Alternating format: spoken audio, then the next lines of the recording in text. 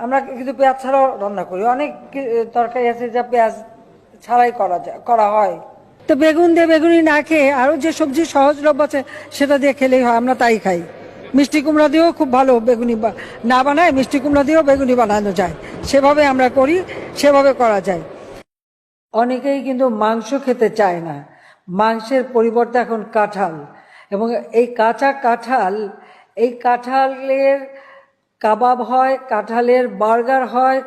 আমরা যদি 12 মাসই কাঁঠাল উৎপাদন করতে পারি, মাংসের পরিবর্তে কাঁঠালটা আমি কিন্তু করি আমাদের বাড়িতে, কাঁঠালে কাবাব করি, মাংসের পরিবর্তে কাঁঠালটা দিয়ে আমরা ওই স্বামী কাবাব বানানো বা বার্গার বানানো। কারণ এখন যেটা করতে হয় যে যখন কাঁঠালের সিজন আসে, কাঁচা কাঁঠাল একটু হলুদ দিয়ে সিদ্ধ করে ডিপ ফ্রিজে রেখে দিয়ে 12 মাস ব্যবহার করি।